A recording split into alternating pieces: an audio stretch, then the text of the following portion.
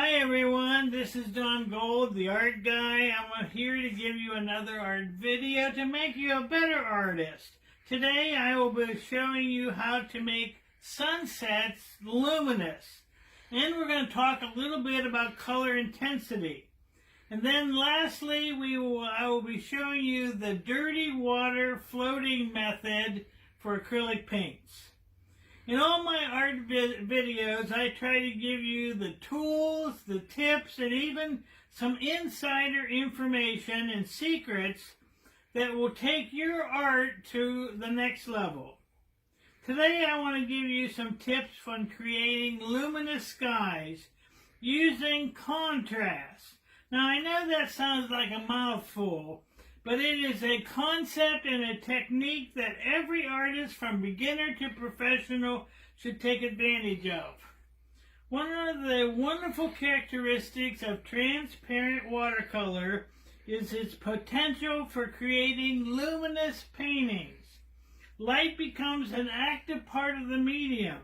Watercolors naturally communicate light within our works. But you have to be aware of three properties. And the key word is contrast. Now here are the three properties. One is hue.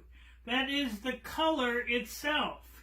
And then the second one is value, which is the lightness or darkness of a color.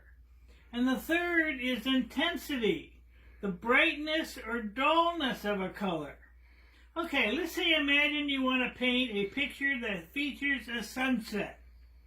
You want to make the sky look luminous, which is reflecting bright light. I have an example here. The first thing you do is make the sky lighter in value than the land. That is a value contrast. And then second, this example also has a warm color for the sky and a cool color for the land and the buildings. And that's called a hue contrast or color contrast. And then third, the sky colors are much more intense than the land colors. And that is an intensity contrast. And that is all there is to it. You can make any subject in your painting look luminous by establishing contrast by using color, value, and intensity. Many of my art students get confused when I talk about intensity and value. Think of intensity as the richness or potency of a color. How yellow is a yellow and how blue is a blue. Remember, value is the lightness or darkness of a particular color.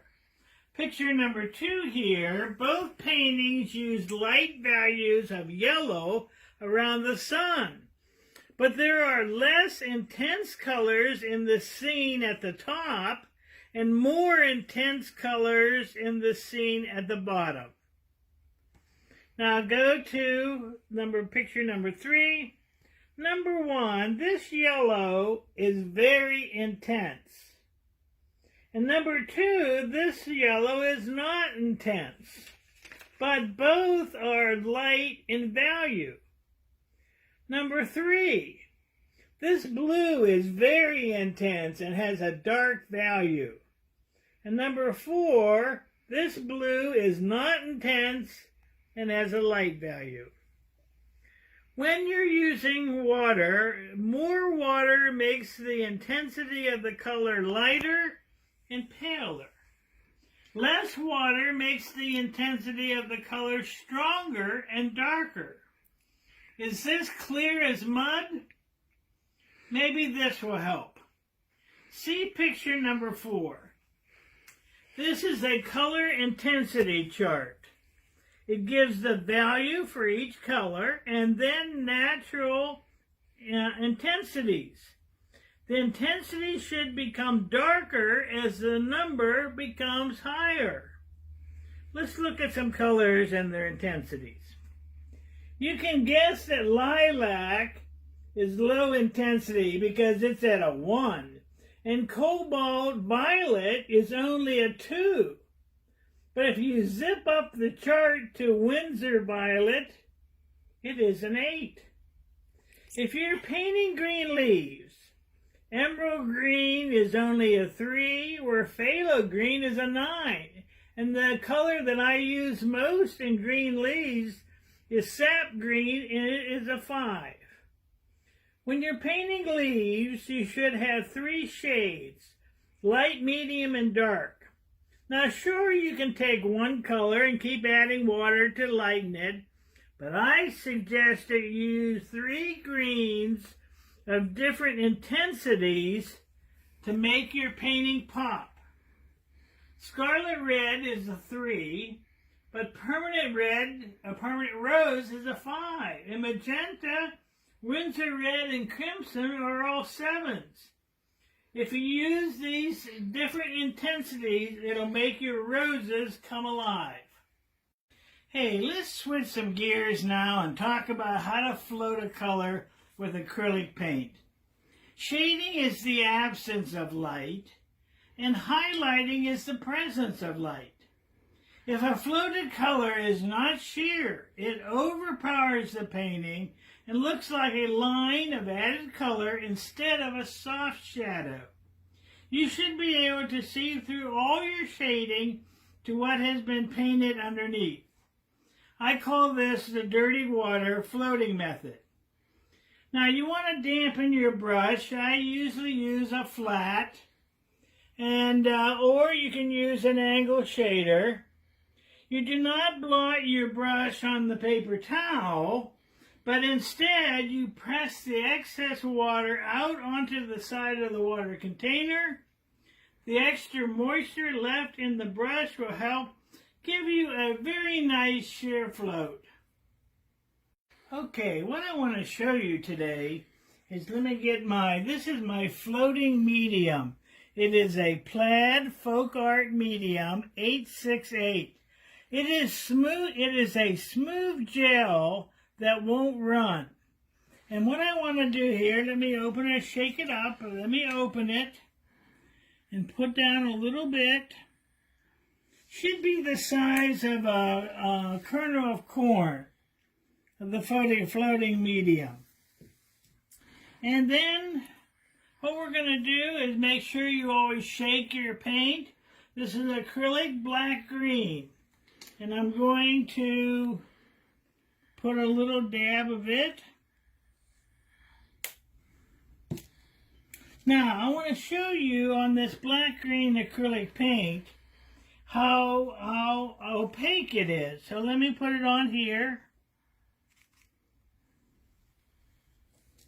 Let me show it to you. That is green, dark green, but you can see how opaque it is. You cannot see the lettering underneath. Okay, now what we're going to do is take a little bit of color here and put it in the floating medium. Do you see what is happening?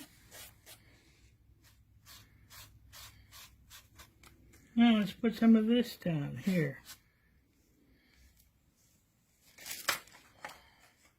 There, that will make a nice shadow, but you can still see the painting underneath, or in this case, you can see the lettering underneath. Okay, so what we're going to do, when you have a red flower, you always shade with the opposite on the color wheel, which is green. So we're going to try like a little green here.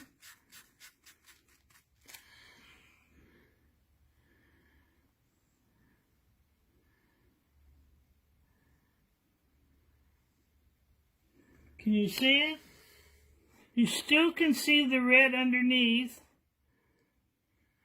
but you can put on the shading. Okay? So, what I do with the brush is I work the gel into the color to make it sheer, and you saw that.